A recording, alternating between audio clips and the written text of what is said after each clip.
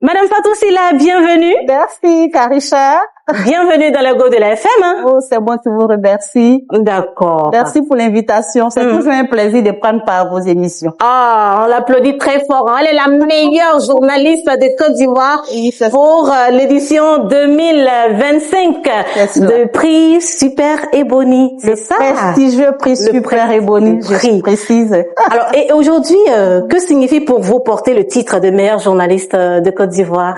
Le Super Prix Ebony, pour moi, c'est une lourde responsabilité.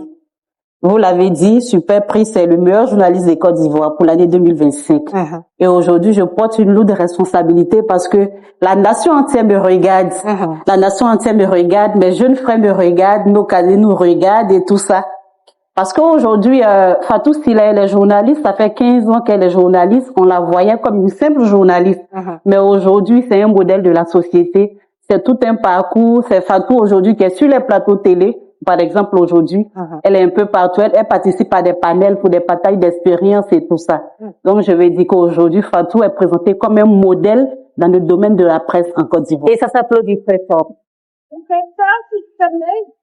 Elle a dit, et on l'a dit, meilleure journaliste de Côte d'Ivoire. Alors, Fatou Sylla, 5 mois après ce sacre, comment est-ce qu'on se sent?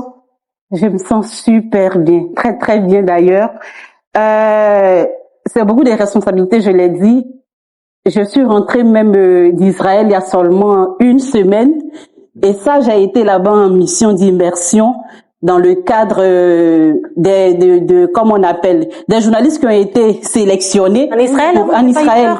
Non, pas du tout. Il y a la sécurité là-bas. Je peux le dire. Et j'ai été sélectionnée. Pourquoi? Parce que j'ai été sacrée meilleure journaliste de Côte d'Ivoire.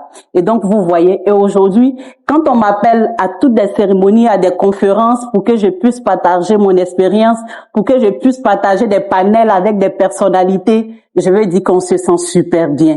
Il y a quelques années en avant, il y a quelques années derrière, on n'avait pas tout ça et je n'étais pas le visage connu. Nous sommes la presse écrite et généralement, presse écrite, on n'est pas connu. Mais aujourd'hui, je vais dire qu'on sait mettre un visage sur le nom Fatou Sylla. Donc, on dira que le prix Super Ebony a apporté beaucoup à Fatou Sylla. Oui, je dirais beaucoup. Je dirais beaucoup. Pourquoi? Parce que dans ma rédaction, j'étais simple journaliste avec une hiérarchie. Mais aujourd'hui, sacré Super Ebony, je passe à une autre étape. Grâce au Super Prix Ebony, aujourd'hui, Fatou a le titre de chef de service. Vous voyez ce que voilà. Ça, c'est d'ailleurs un gros bénéfice. Je peux dire c'est d'ailleurs un gros bénéfice. Et puis, je vais dire que c'est le prix le plus prestigieux dans notre domaine d'activité en Côte d'Ivoire. Donc, aujourd'hui, quand tu es meilleur journaliste de Côte d'Ivoire, tu te dis que tu as tout gagné. Dans l'histoire de la presse en Côte d'Ivoire, ça va garder. Dans les archives, on aura toujours cette histoire-là. C'est-à-dire que quand on fera la liste des meilleurs journalistes de Côte d'Ivoire, le nom de Fatou Sylla reviendra toujours. Et pour moi, c'est à vie. Pour moi, c'est la meilleure récompense. Et pour finir, quelle sera donc la suite après tout ce que Fatou a vécu? Ce sacre, on va dire ces opportunités qui arrivent maintenant. On aura quoi juste après? C'est vrai, il y a beaucoup à faire. J'ai parlé des cadets aujourd'hui.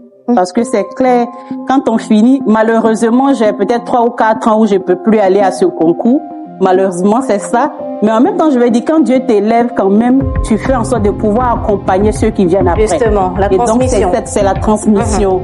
C'est la transmission. Il faut essayer de voir, on a nos cadets avec nous dans les rédactions, essayer de les épauler, essayer de les appuyer, essayer de les mettre sur le chemin. Je pense que pour un premier temps, c'est ce qu'il va falloir faire. Tout de suite, je peux pas dire que je vais décrocher, parce que ce métier, il me passionne tellement, j'aime tellement ce métier. Je peux dire d'ailleurs même que c'est le plus beau métier au monde, hein. Ça, je l'avoue. Donc, on va pas dire maintenant qu'il va falloir mettre fin et puis voilà, c'est d'accompagner les jeunes qui viennent après nous. Le métier vous passionne. Quelle est la cause actuelle qui vous tient vraiment à cœur? Une cause que vous voulez vraiment traiter? Pour les femmes peut-être? Oui, pour les femmes. On a parlé de la question des VBG. Et ce qui est intéressant, Karicha, c'est que je l'ai abordé dans mes sujets que j'ai proposés aux Ebony.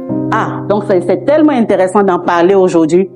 Aujourd'hui, on a l'impression que les VBG concernent que les femmes, alors qu'on a des hommes aussi qui sont là, qui se meurent. Il faut qu'ils réussissent à parler. Et parlant de VBG, l'État a pris aujourd'hui un engagement, fait en sorte qu'on puisse mettre fin à ce fléau dans notre société. Et à travers la première dame, le ministère de la Femme, on était tous la dernière fois au lancement de cet engagement national. J'avais même été invitée en tant que super Ebony à prendre part à cet événement. Donc moi, je pense qu'il est temps vraiment que tout le monde s'implique et faire en sorte que les gens puissent se prononcer. Je pense que nous allons en parler dans un instant. Aujourd'hui, vous totalisez combien de prix? Ah, Carita, à ce jour, je suis à 10 prix. 10 prix. 10 prix. 10 prix. Mais les 10 prix, ce que je veux dire, j'ai démarré en 2011. OK. Mais c'est de 2022 à 2025 que j'ai glané les 10 prix. Wow. Donc vous imaginez. C'était un travail en 3 ans. C'était un travail de longue haleine. 3 ans, vous avez glané 10 prix. Oui. Aujourd'hui, on parle de moi, mais c'est vrai que j'ai connu des échecs. C'est pas parce qu'aujourd'hui la réussite est là qu'on va penser que tout a été facile. Non, j'ai connu des échecs. Et aujourd'hui, quand le résultat est là, il faut dire qu'il y a eu du travail. Et j'ai dû bosser pour qu'on en arrive là aujourd'hui. Voilà. Oh,